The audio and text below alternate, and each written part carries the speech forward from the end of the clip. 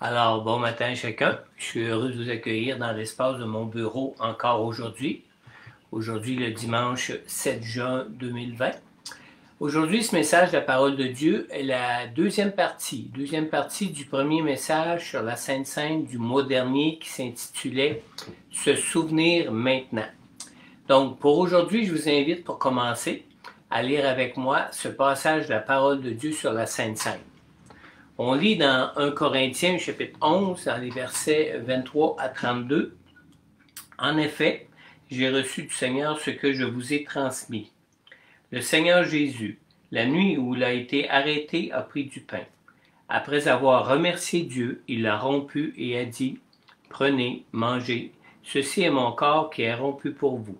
Faites ceci en souvenir de moi. » De même, après le repas, il a pris la coupe et a dit, « Cette coupe est la nouvelle alliance en mon sang. Faites ceci en souvenir de moi toutes les fois que vous en boirez. En effet, toutes les fois que vous mangez ce pain et que vous buvez cette coupe, vous annoncez la mort du Seigneur jusqu'à ce qu'il vienne.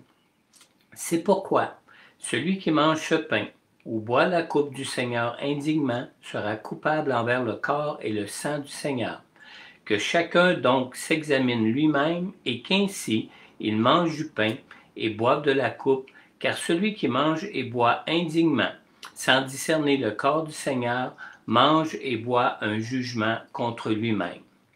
C'est pour cela qu'il y a parmi vous beaucoup d'infirmes et de malades et que plusieurs sont morts.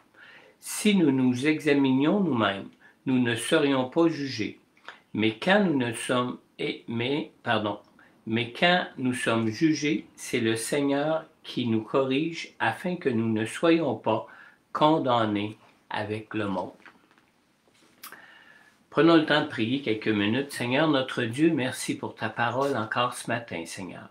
Et Seigneur, non seulement je te dis merci pour ta parole, mais je te dis merci pour ton Saint-Esprit aussi, Seigneur.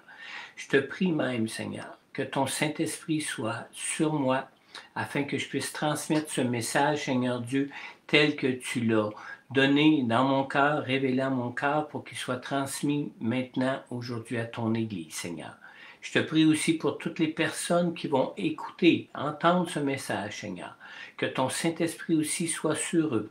Que tu leur donnes aussi l'intelligence, Seigneur Dieu, pour bien comprendre, bien saisir tout ce que ta parole veut nous faire connaître ce matin, tout ce que ce message peut le transmettre ce matin, afin qu'il puisse, Seigneur Dieu Tout-Puissant, vraiment s'approcher de toi, avec dignité, Seigneur, et recevoir de toi tous les bienfaits de ton œuvre que tu as accomplie à la croix pour nous, Seigneur. Je te le demande, Père, dans le nom puissant de Jésus. Et on peut dire Amen. J'ai intitulé ce deuxième message sur la Sainte Seine pour aujourd'hui, je l'ai intitulé « Se souvenir pour notre vie et notre santé ». Vous savez, le mois dernier, nous avions vu ensemble combien nous étions oublieux et que la Sainte Seine instituée par Jésus lui-même nous permettait justement de nous souvenir que notre salut nous venait du sacrifice et de la mort de Jésus à la croix. Nous avions vu aussi ensemble que Jésus nous demandait de participer à la Sainte Seine afin de nous examiner nous-mêmes et de considérer la valeur du sacrifice de la mort de Jésus pour le pardon de nos péchés. Et considérer les souffrances de la mort de Jésus pour nous permettait ainsi de nous rappeler l'amour inconditionnel de Dieu pour nous maintenant. Et finalement, nous avons vu combien il était important de nous examiner au pied de la croix pour être libre de toute condamnation. Se rappeler que Jésus avait subi à notre place notre condamnation à la croix nous permettait ainsi de demeurer libre de toute condamnation, demeurer libre de toute culpabilité dans nos vies maintenant, même si nous demeurons encore des pécheurs en Jésus.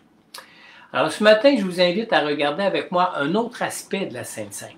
L'aspect qui touche notre vie maintenant, un aspect qui touche notre vie de chaque jour, comme les aspects qu'on avait vus la dernière fois il y a environ un mois.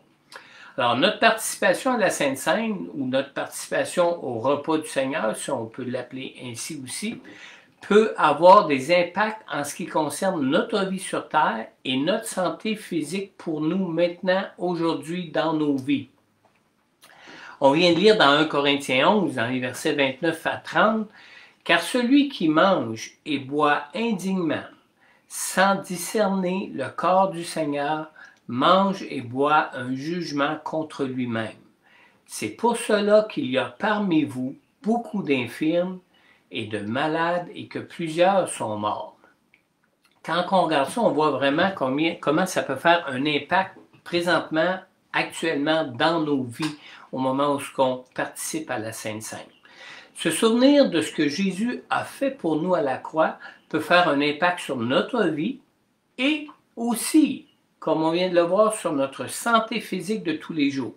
Alors, participer à la Sainte Seine est donc, pour participer à la Sainte Seine, c'est donc important pour, participer à la Sainte Seine, est donc important pour notre vie et notre santé physique, car la Sainte Seine nous rappelle les bienfaits de la croix de Jésus pour nos vies. Je répète, dans 1 Corinthiens, versets 28 à 29, on a lu que chacun donc s'examine lui-même, et qu'ainsi il mange du pain, boive de la coupe, car celui qui mange et boit indignement, sans discerner le corps du Seigneur, mange et boit un jugement contre lui-même. Alors la Sainte Seine permet de nous rappeler toute la portée de l'œuvre que Jésus a accomplie par ses souffrances et par sa mort à la croix pour nous. Maintenant, quand on parle des souffrances et de la mort de Jésus, on parle évidemment de son corps physique, on parle aussi de sa vie ici-bas sur terre, parce que Jésus est mort à la croix, est mort à sa vie ici-bas physique sur terre pour ressusciter et vivre pour la vie éternelle. Alors, tout comme nous, les souffrances et la mort de Jésus étaient des conséquences du péché. Et en acceptant la croix, Jésus acceptait par le fait même de souffrir et acceptait par le fait même aussi de mourir à la croix afin de vaincre le péché et afin de nous rendre libres du péché. Alors de là l'importance de discerner le corps du Seigneur. Comme on le lit au verset 29, pour bénéficier, cette importance-là, c'est pour bénéficier de tous les avantages de son œuvre accomplie pour nous à la croix. Parce que ça fait un changement et une différence dans nos vies maintenant. Alors, tant que nous ne serons pas arrivés au ciel, nous demeurons dans cette nature humaine avec les mêmes faiblesses et avec cette tendance naturelle à pécher. Maintenant, Dieu nous condamne-t-il pour cela? Non, en tout cas pas pour l'instant. Et je crois que c'est pour cela que Jésus a voulu que l'on prenne le temps de s'arrêter pour nous en souvenir et pour nous examiner. C'est, je crois, la raison pour laquelle Jésus a institué la Sainte Seine pour nous, pour qu'on la prenne régulièrement, pour nous souvenir de son œuvre et pour nous examiner afin qu'on puisse en bénéficier pleinement. Vous savez, Dieu nous aime et c'est pour cela que Jésus est venu à la croix pour nous, pour que nous puissions connaître toute la grâce de Dieu pour nos vies maintenant, comme pour la vie éternelle à venir. Et c'est par amour pour nous que Jésus est mort à la croix, alors que nous étions des pécheurs indignes de lui, comme nous l'avions vu la dernière fois. Dans Romains 5,8, on lisait « Mais voici comment Dieu nous montre l'amour qu'il a pour nous. Alors que nous étions encore des pécheurs, Christ est mort pour nous. » Donc, Jésus nous aime encore tout autant, même si nous péchons encore. C'est par notre foi en lui, notre foi en son œuvre à la croix pour nous que nous sommes rendus justes devant Dieu. Et non pas parce que nous ne péchons plus, nous demeurons encore des pécheurs. Alors notre vie se passe un peu comme ce que Jésus a vécu sur la croix alors que lui portait sur lui nos péchés à la croix. Notre vie ici-bas, même si nous sommes enfants de Dieu, n'est jamais une vie sans souffrance, n'est jamais non plus une vie sans maladie. Et à moins que nous ayons la grâce d'être enlevés directement au ciel avec Jésus, nous savons tous que nous passerons par la mort physique avant d'atteindre le ciel, avant d'arriver au ciel. Alors la raison en est simple, c'est que aussi longtemps que nous serons dans ce corps de faiblesse, ce corps qui a été tiré de la poussière de la terre, ce corps terrestre, nous demeurerons toujours et encore des pécheurs. Et la maladie et la mort est le résultat final des péchés. Quand Jésus est mort à la croix pour nous à notre place, il n'est pas mort instantanément au moment où il a pris sur lui tous nos péchés. Jésus a d'abord souffert de longues heures avant de mourir. Durant ces longues heures de souffrance, Jésus portait sur lui à la croix nos infirmités, nos maladies, afin que nous en soyons guéris.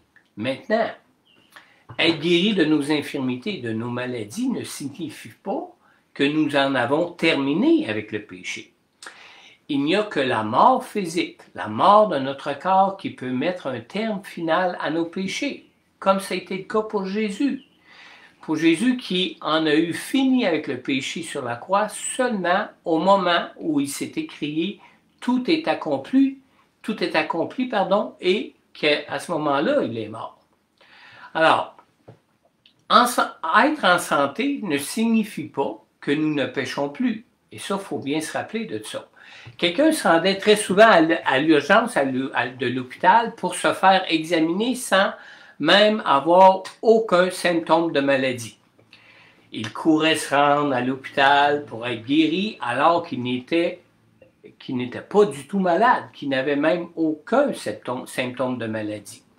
Alors, après quelques visites, le nouveau médecin qui se trouvait à l'urgence lui dit « Pourquoi venez-vous consulter alors que vous n'avez aucun symptôme de maladie? » Alors l'individu lui a répondu « Mais j'aime mieux prévenir que guérir. » Dans le même sens, même si nous sommes pardonnés et sauvés en Jésus, il faut bien garder présent à notre esprit que nous demeurons toujours et encore des personnes qui ont la capacité de pécher.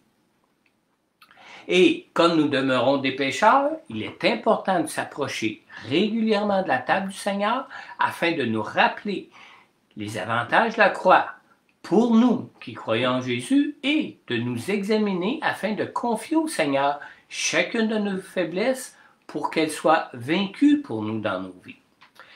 Dans le verset 28 de 1 Corinthiens 11, on a lu « Que chacun donc s'examine lui-même et qu'ainsi il mange du pain et boive de la coupe. » Alors nous devons donc nous soucier de ne plus marcher selon notre nature toute humaine, mais de marcher selon l'Esprit du Seigneur qui fait de nous des enfants de Dieu. Comme dans Galates 5,16 qui dit « Marchez selon l'Esprit et vous n'accomplirez pas les désirs de votre propre nature. » Il est fort probable que ceux qui conduisent leur vie sans se soucier des faiblesses de leur nature humaine participent de même aussi à la Sainte Seine sans s'examiner eux-mêmes. Participer à la Sainte Seine sans s'examiner, c'est semblable à quelqu'un qui ne se soucierait pas du COVID-19 et qui négligerait de suivre les règles de distanciation pour ne pas en être atteint. Alors, participer au repas du Seigneur révèle des réalités spirituelles de nos vies qui risquent de nous atteindre si on ne s'en soucie pas. Mon premier point ce matin concernant ce message qui parle de se souvenir de l'œuvre à Jésus à la croix pour notre vie et pour notre guérison physique maintenant. On lit dans la Sainte Seine n'est pas qu'un simple rituel qui confère au pain et à la coupe un pouvoir mystique qui assure les grâces de Dieu pour nos vies. On lit dans 1 Corinthiens 11, dans le verset 28 et 29, on lit que chacun donc s'examine lui-même et qu'ainsi il mange du pain et boive de la coupe. Car celui qui mange et boit indignement, sans discerner le corps du Seigneur, mange et boit un jugement contre lui-même.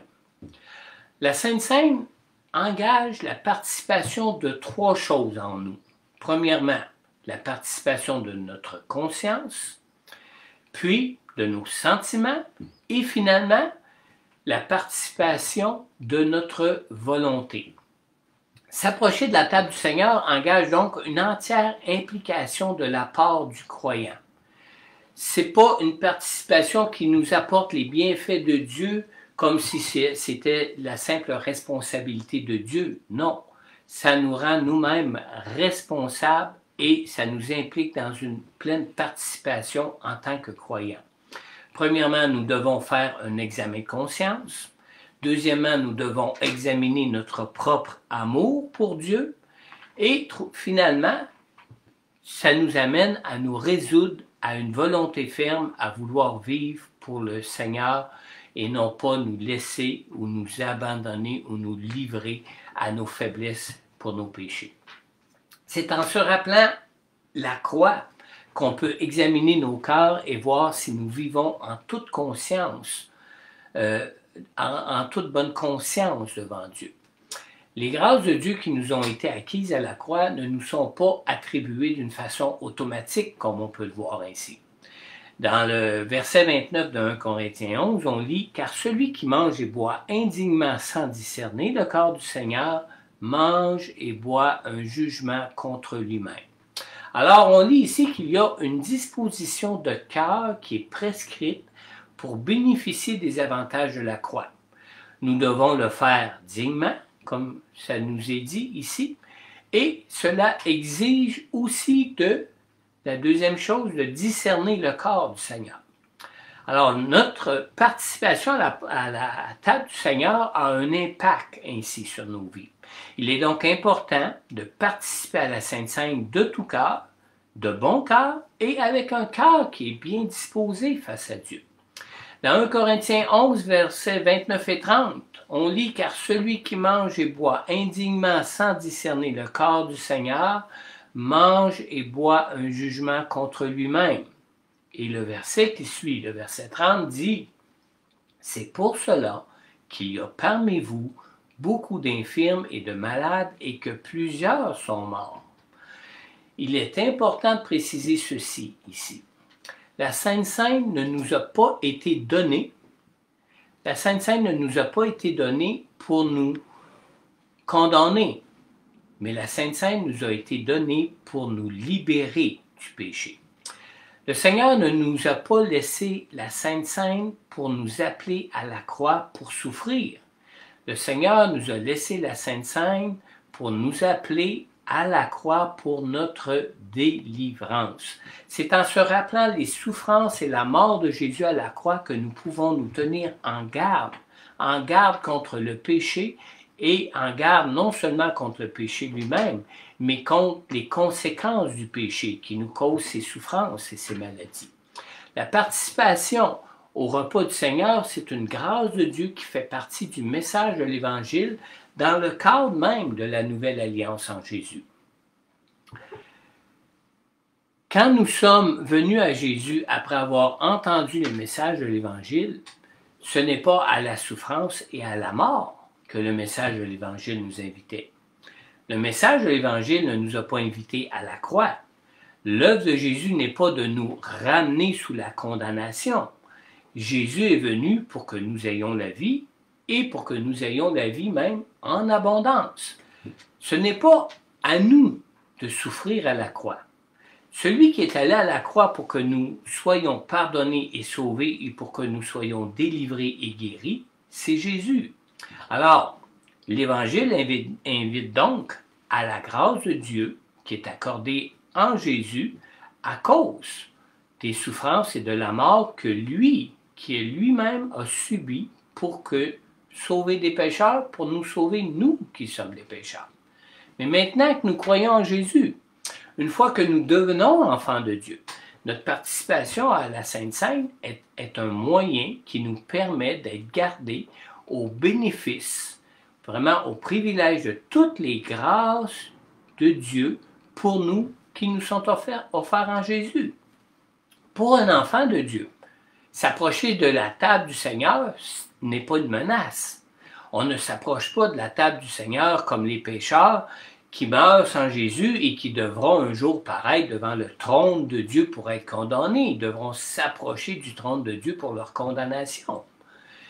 Dieu, qui est notre Père céleste, nous aime comme nous pouvons nous-mêmes aimer nos enfants. Nos enfants, les enfants qui nous sont propres, qui nous sont nés de notre propre chair. Nous éduquons nos enfants afin de leur éviter des souffrances inutiles et de leur éviter des mauvais choix qui pourraient avoir des conséquences fatales même pour leur vie. Et de la même manière, comme nous le faisons nous-mêmes pour nos enfants, Dieu ne nous corrige pas par intolérance pour nos faiblesses, mais Dieu nous corrige pour assurer notre plein épanouissement. C'est Jésus qui a subi pour nous à la croix le jugement et la condamnation de Dieu pour nos péchés. Il serait ainsi injuste de la part de Dieu d'exiger à nouveau que nous ayons à en payer encore le prix.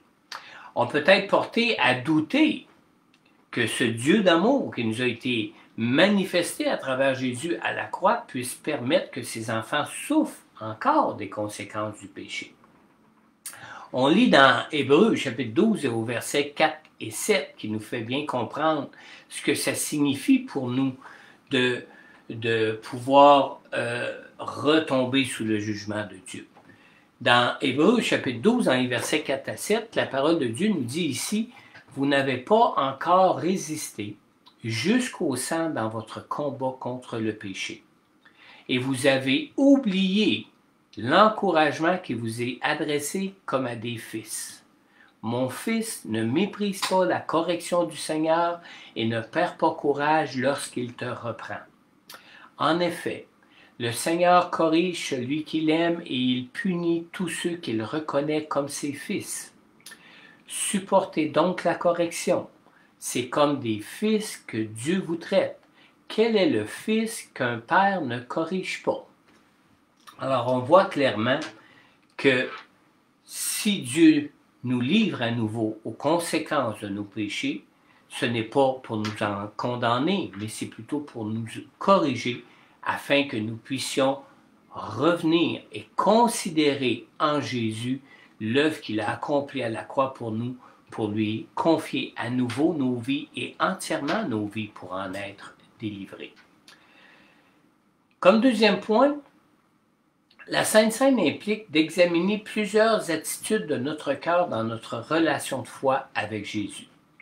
L'examen de notre cœur touche plusieurs différents aspects de nos relations de vie en Jésus. Dans 1 Corinthiens au chapitre 11 et au verset 29, on lit « Car celui qui mange et boit indignement sans discerner le corps du Seigneur mange et boit un jugement contre lui-même. » Alors, notre responsabilité de discerner le corps du Seigneur implique plus qu'une simple relation exclusive, d'une relation exclusive avec le Seigneur lui-même. Dans le dernier message sur la Sainte Seine, j'ai parlé de deux aspects de la Sainte Seine. Premièrement, de la valeur de l'œuvre accomplie par Jésus à la croix pour nous, et deuxièmement, de cette relation d'amour inconditionnel que Dieu a révélé à la croix, cet amour inconditionnel que nous avons en Jésus. Et c'est par le fait de discerner le corps du Seigneur qu'on peut reconnaître ces deux aspects de la Sainte Seine. Ce n'est qu'en reconnaissant les souffrances et la mort que Jésus a subies en son corps qu'on peut voir vraiment toute la valeur de l'œuvre accomplie par Jésus à la croix et reconnaître l'amour inconditionnel de l'amour inconditionnel de Dieu pour nous, pardon. Cet amour de Dieu et la valeur de la croix sont donc reconnus à travers les symboles du pain et le symbole de la coupe qui représentent eux-mêmes le corps du Seigneur. Mais la Sainte Seine concerne aussi deux autres aspects de notre relation avec le Seigneur. Quand on parle de discerner le corps du Seigneur, on parle aussi de deux autres aspects qui concernent la Sainte Seine. Parler du corps du Seigneur ne réfère pas seulement au corps physique de Jésus, qui nous parle des conséquences comme conséquence du péché, des souffrances et des maladies qu'on peut porter en notre corps. Parler du corps du Seigneur réfère aussi à l'Église. L'Église qui est aussi appelée dans la parole de Dieu le corps du Seigneur. Nous verrons ce dernier aspect dans un troisième message sur la Sainte Seine au cours du mois prochain. Pour l'instant, je veux seulement vous indiquer, en ce qui concerne cet aspect communautaire dans lequel Dieu nous appelle à discerner le corps de Christ, je veux seulement vous indiquer que dans le contexte immédiat de la lettre de 1 Corinthiens, l'aspect de notre relation avec les frères et les sœurs dans l'Église peuvent avoir le même impact dans nos vies que peut avoir l'aspect de notre relation avec Jésus en ce qui concerne notre santé et notre vie sur terre. Maintenant, quand on parle de discerner le corps du Seigneur, pour ne pas être du nombre de ceux qui sont malades ou qui en sont morts, on parle de l'expiation de nos péchés qui a été faite à la croix par Jésus.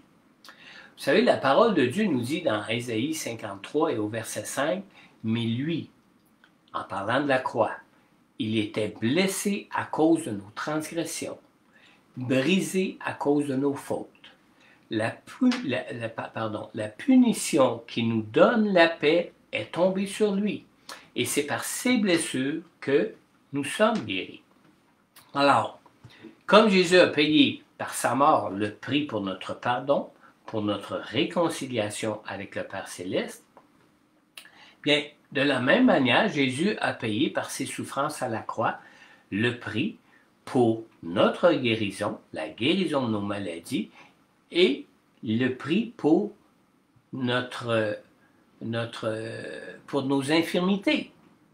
On ne voit jamais, en tout cas moi rarement, que je peux dire que je peux voir un croyant mettre en doute la capacité de Dieu de nous guérir. Alors, comment se fait-il que nous puissions encore être malades si après nous être examinés, nous voyons que nous avons vraiment aucun péché qui puisse justifier nos souffrances et nos maladies. Vous savez, il n'est pas plus difficile de croire que Jésus est mort à la croix pour notre pardon qu'il est difficile de croire que Jésus a aussi souffert à la croix pour que je sois guéri. Si nous pouvons encore éprouver la maladie, c'est que nos maladies ne sont pas toujours une conséquence de nos propres péchés. Nos infirmités et nos maladies sont toujours des conséquences du péché qui est dans le monde, du péché qui se trouve dans le monde.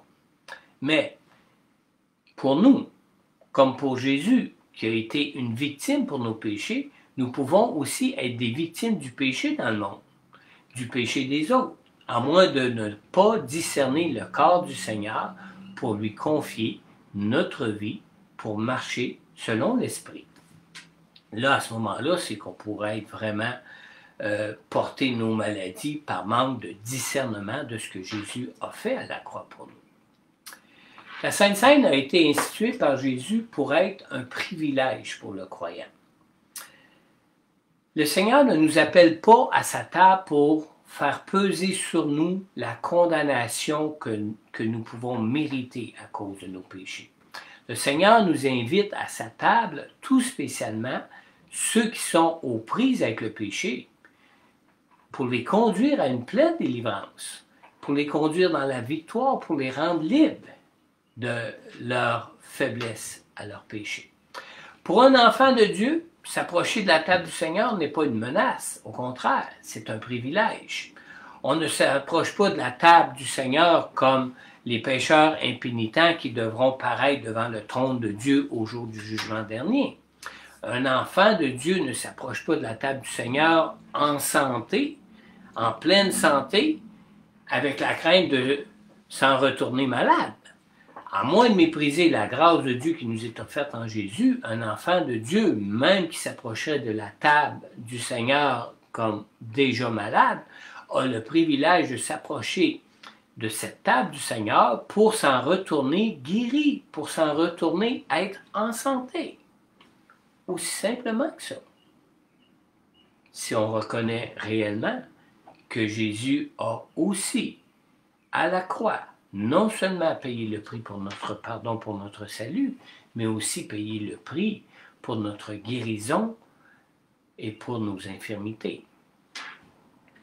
De là, l'importance de participer à la Sainte Seine, de là, l'importance d'y participer en s'examinant nous-mêmes, de là, l'importance de placer entièrement notre foi en Jésus pour en tirer tous les avantages. Le psaume 103, je vais terminer avec ça, le psaume 103, versets 2 et 3 nous dit « Bénis l'Éternel, mon âme, et n'oublie aucun de ses bienfaits. C'est lui qui pardonne toutes tes fautes, qui guérit toutes tes maladies. » Maintenant, à vous tous qui venez d'écouter ce message concernant la Sainte Seine, j'ai deux appels pour vous aujourd'hui. Premièrement, vous savez, avant de bénéficier de tous ces privilèges qui nous sont offerts en Jésus, il nous faut d'abord le connaître Jésus. Il nous faut d'abord l'avoir reconnu comme notre Sauveur pour l'inviter à prendre la place qui lui revient dans nos vies pour être conduit par lui. Vous savez, Jésus n'est pas venu vers nous pour nous condamner, mais Jésus est venu pour nous sauver.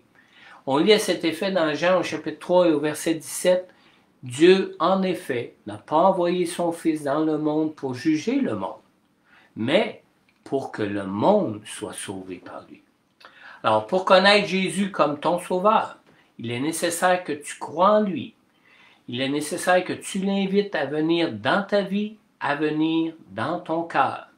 On lit aussi dans Jean au chapitre 1 et au verset 12, « Mais à tous ceux qui l'ont accepté, à ceux qui croient en son nom, Jésus leur donne le droit de devenir enfants de Dieu. » Alors, mon appel pour vous ce matin, avez-vous cette assurance? Avez-vous en vous cette conviction que vous êtes enfant de Dieu?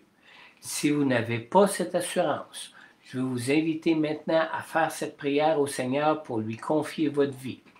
Donc maintenant, si vous reconnaissez que vous êtes pécheur comme tous les hommes et les femmes le sont dans ce monde, si vous reconnaissez que Jésus a porté pour vous à la croix le prix de votre condamnation pour vos péchés, maintenant, si vous voulez sincèrement inviter Jésus à être votre sauveur pour votre vie ici-bas, comme pour la vie éternelle à venir, répétez simplement cette prière après moi.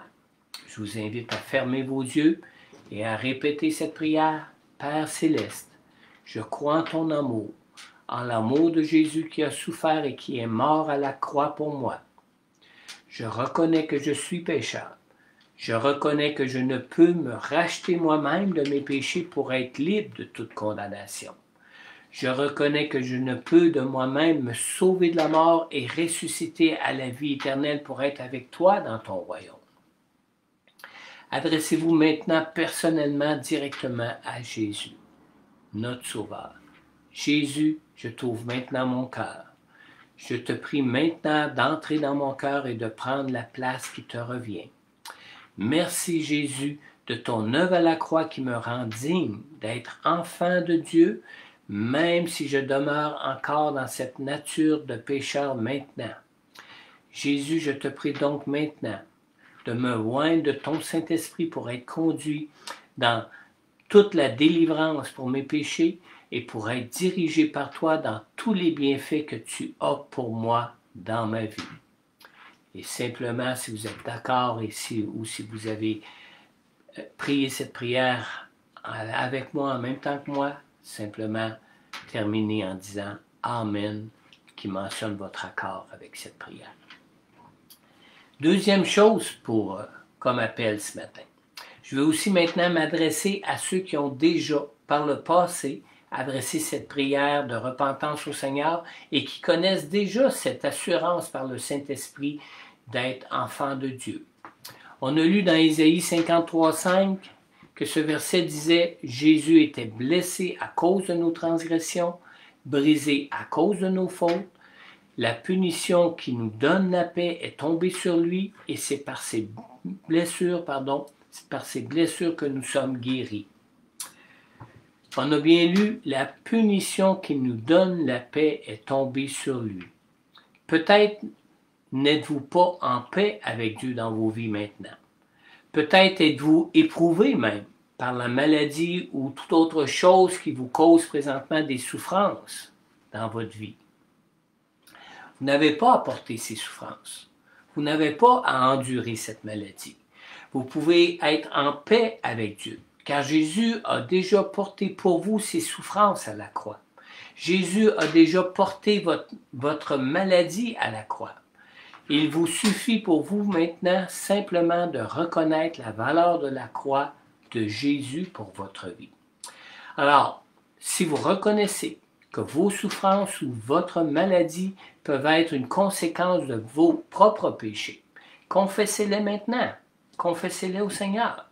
Prenez aussi le temps de lui demander de vous rendre victorieux, victorieux sur ces faiblesses qui vous conduisent à vous livrer à vos péchés, qui vous conduisent à être dominés par le péché dans votre vie. Quel que soit votre cas, je tiens à vous encourager à ce moment-ci à adresser cette prière au Seigneur maintenant. Confiez-lui simplement ceci de tout votre cœur, en disant, Seigneur Jésus, mon Dieu et mon Sauveur, merci de ton amour pour moi, pour m'avoir sauvé de toute condamnation, pour avoir souffert à ma place et pour me guérir de mes infirmités et de mes maladies à la croix. Merci Seigneur Jésus d'être là, présent dans ma vie pour me transformer, pour me délivrer et pour me guérir. Seigneur, je veux te confesser maintenant mes péchés que tu connais et dont je suis moi-même conscient dans ma vie. Je te demande de me pardonner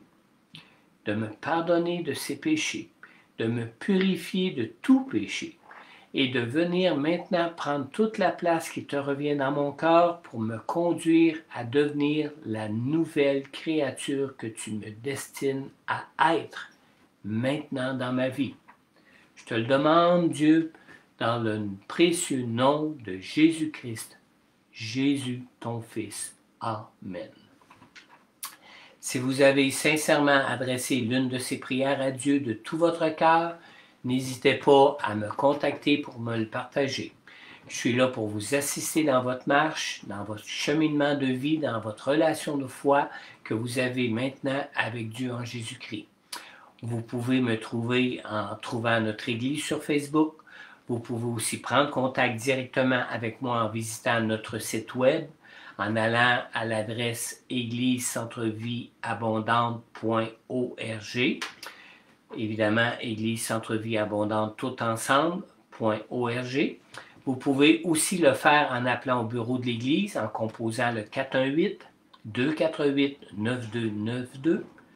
Vous n'avez qu'à laisser sur le répondeur vos coordonnées et dès qu'il me sera possible, je vous retournerai votre appel par la suite.